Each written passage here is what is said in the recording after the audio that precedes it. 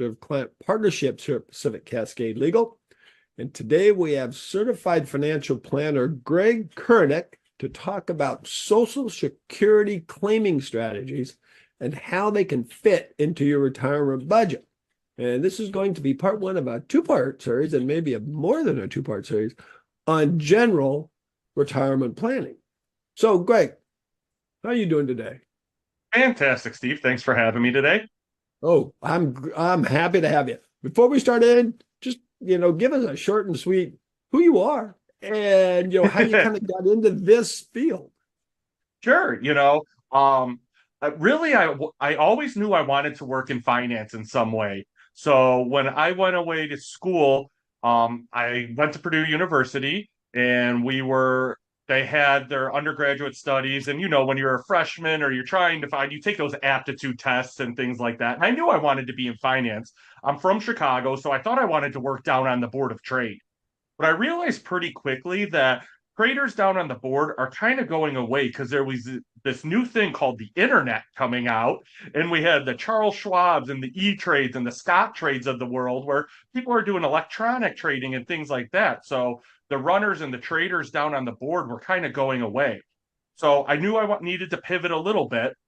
And that's kind of how I got into the financial planning portion of it. So went away to school, got a degree in financial planning, and then just came right out of school working with people at or near retirement. I kind of the way that I related to it is, well, I'm graduating from school and my peers don't have any money yet, or they don't have any financial planning needs, but my parents do, and people my parents' age do, and they're approaching retirement. So why don't I start working with them? And that's kind of how I got here. So Yep. I've been in the business now for 18 years, and I've been working exclusively with people at or near retirement for that entire time. So help people with their estate planning, investment advising, risk management, tax planning needs, anything comprehensive when it comes to retirement planning. I like that.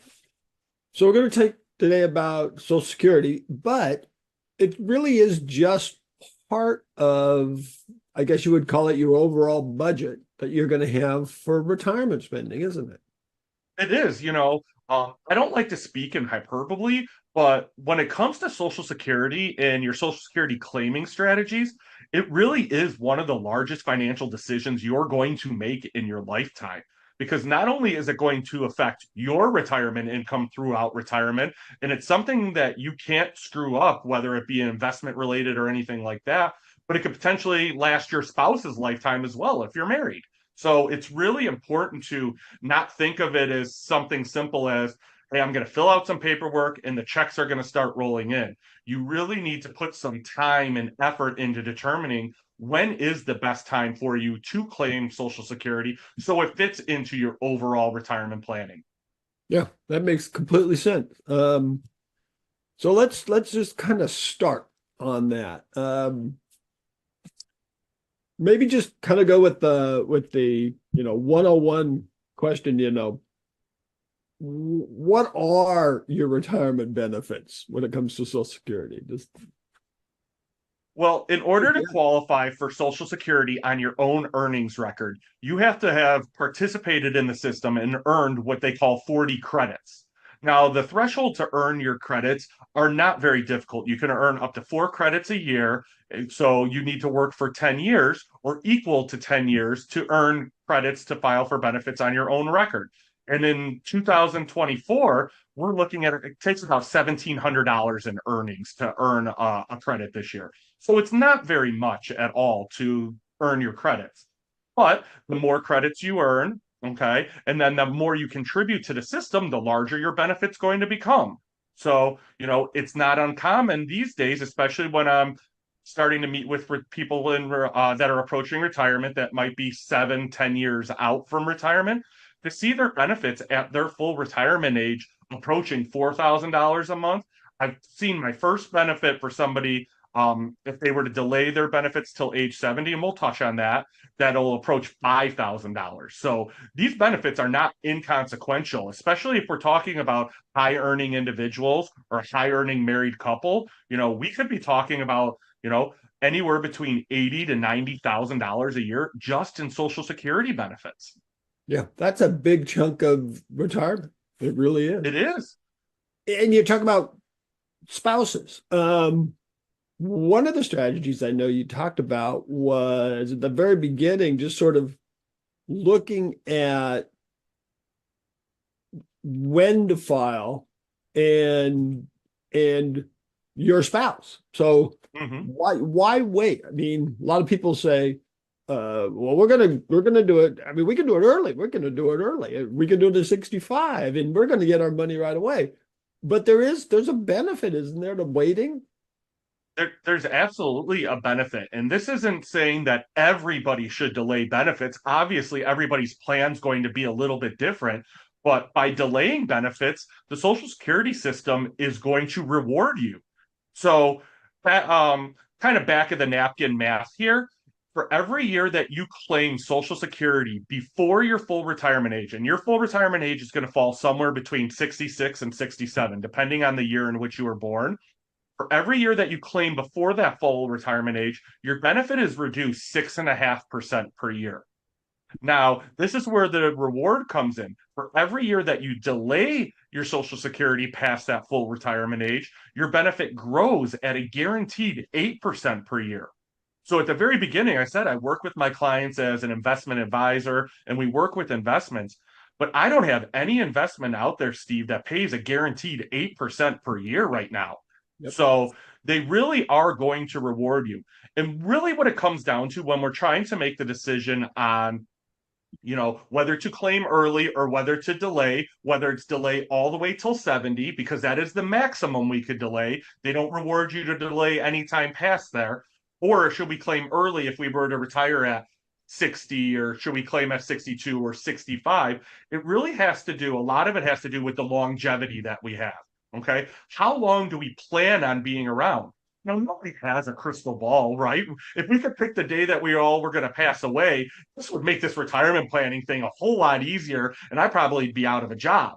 But because we don't have that crystal ball, we just have to go off the information we have. We know our own health history, we don't know our own family history, things like that to help us make decisions. So, average life expectancy in the United States is right around 83 right now.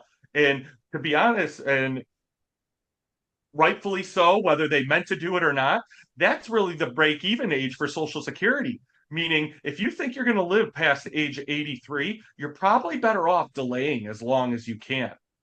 Now, not only is delaying useful from growing this guaranteed income stream standpoint, that's important. But what it also might allow you to do is do a little bit of tax planning in there as well. If you were somebody that retired at 65 and you weren't planning on claiming Social Security until age 70, that gives you five, what I call gap years, to use other sources of income.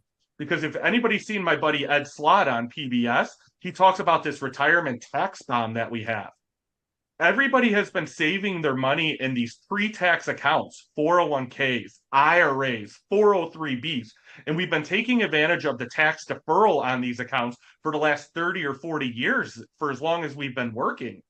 But now that we're approaching retirement, now is the time to use that money and use it in the best way possible. So if we can delay Social Security and use some of that pre-tax money before we claim Social Security, because if we don't have any other sources of income, if we don't have a pension and we're not collecting Social Security, the tax we're going to pay on those pre-tax funds are going to be much lower, and we get to control it a little bit better.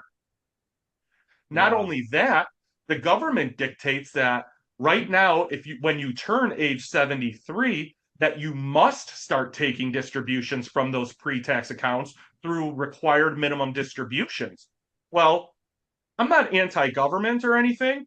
I'm anti-authority, where I don't want anybody telling me what to do with my money. So I want to do the proper planning in advance so that I get to control when I get to take these distributions, not when somebody tells me. So if I can spend down some of that pre-tax money and reduce those required distributions as much as I can, I think that's very beneficial for our planning in the long run. Oh my gosh. Yeah, and it's I don't say it's double dipping, but I mean it's that it's like, yeah, using both of those together to kind of, build, because like you said, it's funny. The old days, they talked you into all those accounts, the IRAs and everything, with the thing that, well, you won't be hardly paying anything because your income is going to be so low when you're retired. But hold it, maybe that's not the case anymore so much. Well, Steve, I mean, here we are. It's 2024 right now. And you and I can have a conversation, and we could pull 100 people standing in front of us. And if we ask them to raise their hands, do you think taxes are going to be higher or lower in the future? Where do you think they're going to raise their hands? It doesn't matter the administration that's in there now, or the next administration, or 5 administrations from now. At some point, somebody's going to want to raise taxes on us. And where we are from a tax environment is actually one of the most favorable tax environments we've been in our lifetime. So why not take advantage of it? And that's retirement planning as a whole is we don't know what the future is going to predict, whether it be our own history, market performance, or government laws or tax status or anything like that. We can only play in the sandbox that we're in right now. So take advantage of things when things are beneficial and then readjust as new laws, new policies come in and things like that. And we can make those adjustments. Planning is fluid. All right. You have to be willing to adapt and change your plan. It's not as simple as doing a financial plan and putting it on the bookshelf behind you, forgetting about it for the next 10 years. Yep, That's why we need to be able to adapt to the changes that are coming. I like it. In addition, to the timing issue, if you are married, there's the whole spousal issue because can't you get at some point some of your spouse's benefits, or you get some benefits based on your spouse? Absolutely. And this is where coordinating benefits really comes into play here. If we're a single individual, it's pretty easy. We file for our benefits whenever we feel most comfortable. But when we're married and we're trying to coordinate two benefits, that's where we really need to do some planning. So the Social Security Administration has taken away a lot of the loopholes or the fun strategies that we used to have that financial advisors like myself exploited for years with clients. So it's become a little bit more straightforward, but it doesn't mean that it doesn't take any planning. So if we have a married couple, we have a couple of different choices to take. If we have a high earning spouse and maybe a spouse that only worked part time or stayed at home with the children, and their Social Security benefit is much lower, then we have to do an evaluation. So, for example, me and my wife, if I'm entitled to $3,000 a month in Social Security benefits and she's entitled to $1,000 a month, she would be better off taking a spousal benefit. So a spousal benefit would equate to 50% of my benefit. So by doing that, 50% of my $3,000 a month at $1,500 is higher than $1,000 a month that she would receive on hers. With me so far. Okay. On the contrary, if she was entitled to $4,000 a month and I was entitled to $3,000 a month, it wouldn't make sense for me to file 50% of hers because my $3,000 is higher than 50% of hers, which is equal to $2,000. So Yeah. we would each file on our own earnings record.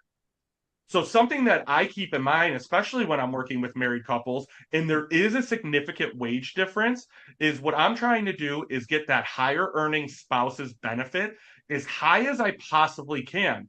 Because at the death of the first spouse, we have another decision to make. You stay on your own Social Security benefit, or you have the option to go to the deceased spouse's benefit. You get the choice of whichever is higher. You don't get to keep both, though. So, in most circumstances, we're losing as a married couple 30 to 50% of our Social Security income at the first death. So that's why it's so important for me to try and get the higher earning spouse, if we have one, get that benefit as rich and as large as we can so that at that death, we can leave the other spouse with as big of a benefit as we possibly can. That makes such sense. I mean, Yeah. it really, really does. Do kids ever fit into this? Oh, Does it matter if you have kids? well, kids matter from if you have young kids. And I'll share a story. I was doing a Social Security presentation, and I had a couple that came in, and there was a significant age difference between them. He was 60 years old at the time. He was 45 years old, and they had an 8 and a 10-year-old. So I have my Social Security analysis software, and I was doing an analysis for them. And the software kept telling me, I ran it like 3 or 4 times because I was confused by it. The software told me that he should claim Social Security at 62 years old, the earliest possible. Well, that doesn't make a whole lot of sense to me. I said he had an 8 and a 10-year-old. He wasn't planning on retiring anytime soon. So if he were to continue to work and claim Social Security, his earnings would offset his Social Security benefit and he would receive nothing. However, after digging a little bit deeper into the analysis, what we learned was by him claiming at 62, it allowed his younger minor children to receive Social Security benefits until they graduated high school or reached 18. So it allowed that family to get more out of the system. And essentially, what we did, we found a college savings tool for that family. They started to put aside that money for those kids and they used it to pay for their college. Does it matter how long you've been married? It does matter how long you've been married. They don't want people walking around the ICU floor trying to marry some rich guy laying in the bed. So it does matter. You can't. I believe it's 2 years you have to be married in order to claim spousal benefits. I like that. I like that. Then your strategy, if someone comes in, can it change over time? Can you decide to delay your Social Security or do something with your Social Security money? Well, yeah, you can decide. It can change all the time. I've had clients who unfortunately have had health events where our plan was to delay as long as we can because they were going to work longer. Well, if you have a health event and can no longer work, that changes it. Okay. Or I've had people that were hell bent on taking Social Security as early as they can until they find out about the tax planning opportunity with our other funds, and then they kind of change their perspective. So when I first entered the business, Social Security was kind of like a smash and grab system. Everybody filed as early as they can because they were afraid it wasn't going to be there. It's going to be there. It's changed dramatically. Now I'm not planning for 10 and 15-year retirements. I'm planning for 20 and 30-year retirements. People are living a lot longer, which means we need this guaranteed income source to last as long as we possibly can. And that's the other thing. And I know I've been asked this, and it sounds, like a dumb question. I'm going to ask it. It lasts forever. This isn't It lasts like an forever. IRA that may run out of money at some point. Exactly. It will not only last for your lifetime, but could potentially last for your spouse's lifetime as well. So that's an important part of your planning. We're running out of time, but just to kind of emphasize the importance of understanding this and getting it to be the max, it's a fairly large percentage of a lot of people's entire retirement income, isn't it? It's become a much larger percentage, not only because the benefits are growing so greatly, but because when ERISA came around and they did away with pensions from companies, and now the onus is on the public to save via 401ks and IRAs and thing, they haven't been as diligent necessarily. Now, many have, but not all have. So I've seen Social Security make up as little as 30% of their retirement income, and I have some circumstances where Social Security makes up 100% of their retirement income. So it all depends on what your income need is as well. How much do you need to spend? Maybe you don't spend very much, and Social Security can cover it all. Yeah, I love it. I love it. Wow. We have run out of time. And this was incredibly informative. And I love how you take what is obviously a complex situation. There are a lot of rules, and you broke it down into something that someone like me can understand. So that's a great thing to be able to do. And I thank you so much today for talking about this really important subject. And just before we go, quickly, if someone wants to get a hold of you, how can they do that? They can reach out. They can go to my website, www.tenantsplanning.com, and that's the best way to find out more information and reach out to me. Thank you. Thank you for being here today, Gregory. It's my pleasure, Steve. Thank you very much. You bet. And thank you everyone for joining us today. If anyone has further questions on today's topic, you can post it here. You connected with Greg. And until next time, stay safe, stay happy.